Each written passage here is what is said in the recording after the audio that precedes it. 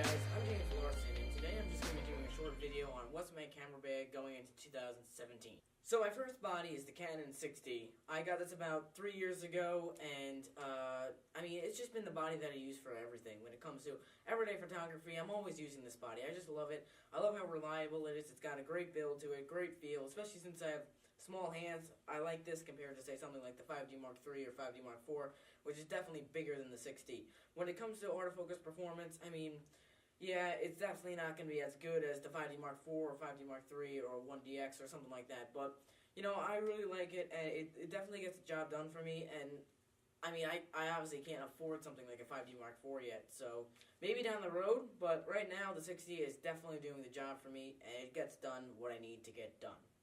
So the second body that I have is the Canon 80D, and I love this body. I've been using it for all my video work recently, and it really complements the 6D well. When it comes to photography work, I'm definitely going to be using the 6D over it. But when it comes to video work, the 80D has some really big advantages that I really love. The first thing, it's got the touch screen and the flippy screen. So it really makes it helpful, especially when I was filming it before. I was able to flip it out, and I was able to see if I was in focus or not. And that brings me to my next point, which is that it's got the amazing DPAF face tracking, which basically just, it is what it is. It keeps your face in focus, and it does really, really well. So that's a huge factor for video makers, especially for vloggers, which I'm not a vlogger, but it's huge for people that vlog and they want to, especially if you're using a lens that you want to get a little bit of, out of focus background while keeping yourself in focus. The DPAF is huge for that. And I also use this for wildlife photography because it gets me some extra reach. Another thing that I love with the 80D is that it's got the 1080p 60 frames per second capability, which is not in the Canon 60, so that's definitely helpful, especially to get some great slow motion shots.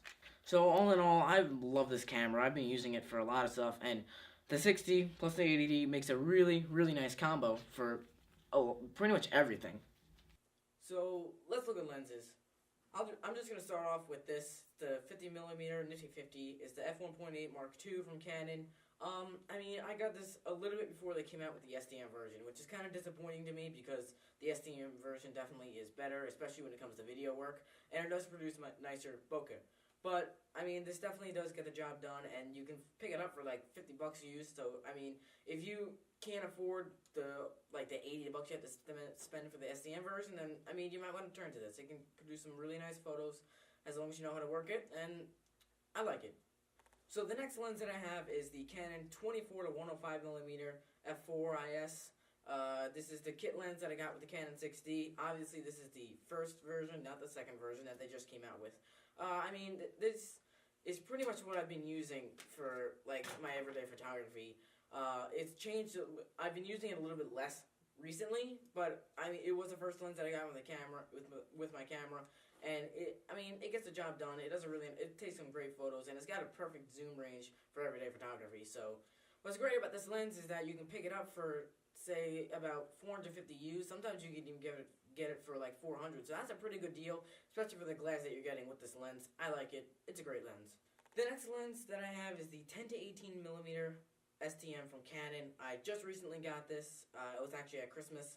So I haven't been able to use it that much yet, but I like it a lot, and I'm going to be using this probably for video work on the 80D, which I'm using to film this right now, and, especially with the beautiful STM motor, which is so nice and quiet, it's going to be phenomenal to use for all kinds of video work that I'm going to do in the future, and obviously it's a wide-angle lens, so I'll use it for that as well.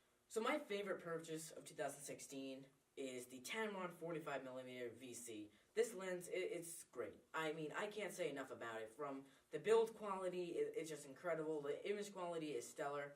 And, you get a lot for what you pay for. I spent $400 on this refurbished, which is an incredible deal. When you consider the glass that you're getting with this and what you're getting with the lens is amazing. From the build quality, it's got weather sealing, which is great to have, especially if you're going to be shooting out in the rain or snow or something like that. It's got an f1.8 aperture, which is pretty good. Definitely going to work for events and that type of thing. And, the only time I would not recommend this lens is if you need something f1.4 or f1.2. But for the most part, this lens does just a phenomenal job for everything. I've been using this for all the events that I've been shooting recently, and I love it. And the biggest thing I love about this lens is how it's got vibration compensation, which is Tamron's version of image stabilization, which is very helpful. You can get, say, about 3 stops or so, which is fantastic. I love it. I love this lens. A review will be coming out shortly, so stay tuned for that. So the last lens in my kit is the Canon 100 to 400mm original version. I got this a couple years ago. I love wildlife photography and nature photography, so this is what I've been using, and now that I recently got the 80D, I've been using it on that for all of my wildlife photos. So I love this lens. The image quality is great, especially on the 80D. I like it a lot. So having a lot of fun with this, and I can't wait going into 2017 using it more for wildlife photography. So now I'm just going to talk quickly about a couple of lenses that I do not own, but I have access to borrow them if I need to. The first one is the Canon 51.4. I like using it a lot. I was using it for an event not too long ago. Now that I have the Tamron 45mm, I really don't borrow it at all because I don't feel the need to use it. The Tamron covers me, and I prefer having the vibration compensation over the 1.4 aperture. That being said, I have taken some really nice photos with that lens, and I like the lens a lot. The autofocus, I think, is actually slightly better than the Tamron. And when it comes to image quality, I know people have complained that it's not sharp, but you can take some really nice images with it, and you just, you know, what you gotta do when you go out, you just gotta create some creative images, and I feel like I can do that with the 51.4. So the other lens that I'm allowed to borrow is the Canon 60mm macro. I like it a lot. I've been using it on my A to D recently for some macro photography, and I enjoy it. It's a great lens. It's got some great image quality. Of course, you can see some chromatic aberration here and there, and the bokeh quality is pretty good, though. I like using it. So that about wraps up this video. Hope you guys enjoyed it. I've got some great videos coming soon, which includes a couple reviews on the Tamron 45mm, which I'm using to film me right now, and a review on the 10 to 18mm STM. So I'm going to be using this, and I'm also going to be putting out some video tests with it, like seeing how quiet it is, which I know it is very quiet, but I really didn't find anything on YouTube where, like, showing how quiet it is, so I'm going to post that soon. And yeah, so I've got some great stuff coming up, and that's about it. So, hope you enjoyed this video. Thanks for watching. Hit that subscribe button, and I'll see you guys in the next video.